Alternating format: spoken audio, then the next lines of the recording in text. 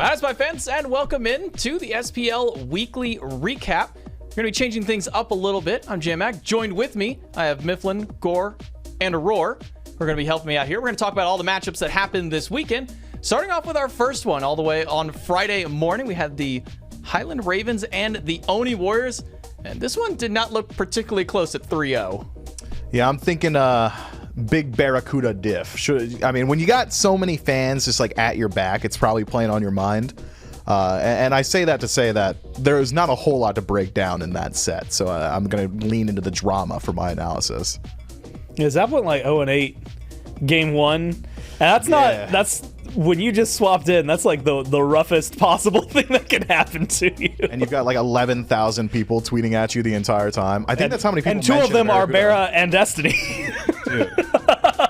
Tough start for the Ravens at the beginning of their phase. Next up, though, we had the Jade Dragons and the Leviathans. This one was also a 3-0, and one common thread line that I saw through there was Camazotz did a whole lot of winning for the Leviathans.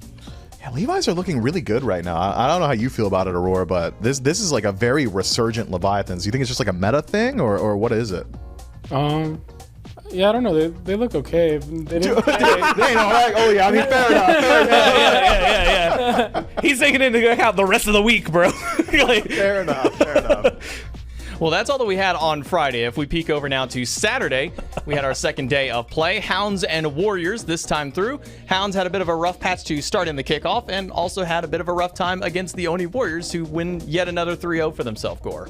Yeah, I'm going to be real with you. I don't know if there's any like intricate, in-depth, like Warriors are good. That's going to be, you can just clip that. You can run that for every single recap show from this point. As long as it's a 3-0, just play that and it'll work out.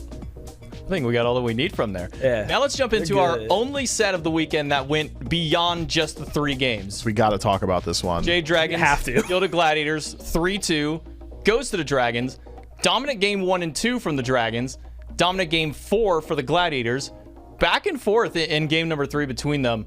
And the Gladiators almost went out in 5, but fell just a bit short with a couple of misplays. Yeah, I actually wasn't on this set. I went home for that set to go check on my dog, this, that, or the other. And I saw 2-0, and I thought to myself, okay, yeah, Gilded Gladiators is probably just going to be a clean 3-0. I wake up from a nap, and it's like game 5, and I'm thinking, oh my god, the Gilded Gladiators kind of looking pretty good.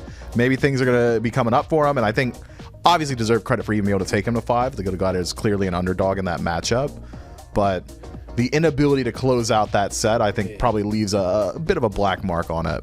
I think it was fun. Like, it's a cool thing to have best of 5s back, because they picked like Janus, and they picked like a Janus Pele lane, and you probably never see that in like a best of 3 Smite, and they're just trying things. And like, as much as it got memed or whatever, I think it could have been good. Like, they had some good plays with it.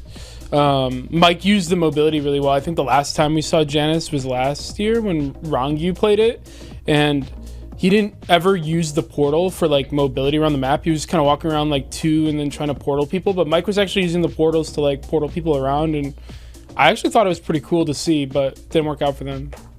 Yeah, it didn't work out in game 3, but the Dragons able to close it out at the very end. And now we jump into our final matchups, which were on Sunday. We started out with the Ravens and the Kings. People were questioning the Kings with their new draft coming up, with their new support.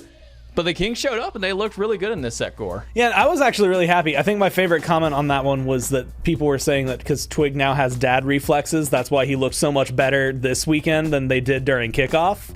And that could honestly be true, because like babies their entire existence is actually trying to stop existing. It's really wild. So he's got to be on point, and I think he got to bring that like dad energy to the team.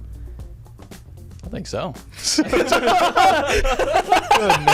I remember distinctly seeing one comment, which was, you got beat by a dad. And that was the Coast, Camelot right? Kings. I think it was Coast who ended up tweeting that one out. So good on Coast for that tweet to essentially recap that one for us. And now we jump over to our last one, which is actually a very close matchup the entire way through. Ferryman and Leviathans go only 3 games, but it's a very close 3 games to Roar. Yeah, game 1, I guess game 1 was pretty close, and then we just were able to close it out. Game 2, they had a huge lead, and they made, like, it's weird, maybe they just made changes as well, so it seemed like they didn't really have a plan ever, like in the late game. Like, you could tell when we were fighting against them, like on the tier 2 tower and solo side, like it looked like they had no plan at all. And we kind of just killed like 3 of them when we were like really far behind.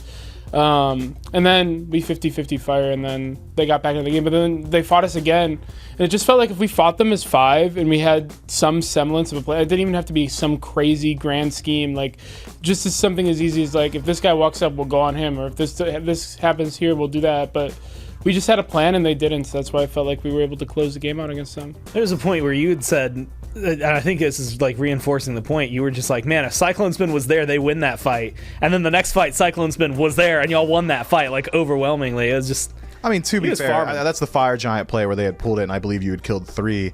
Maybe there's no Fire Giant pool if Cyclone Spin's there, right? That's clearly a response to Cyclone Spin being on that side of the map, but it is crazy to say that had he been there even into the deficit that you were playing into at that point, that it would have been a much closer engagement. Do you really think it was just like a plan issue? Like it was game planning for the day? I have no idea. Maybe was there an individual player that stood out to you that maybe needed to step things up, or what's going on? I mean, I felt like they didn't play that well, just like across the board. I feel like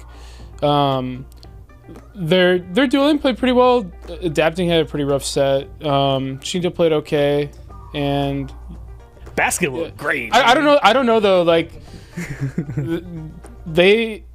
they probably have to figure something out, but I'm not part of their team, so I have no clue. And you don't want to give over the free advice, obviously. I don't even know. There's a consulting fee.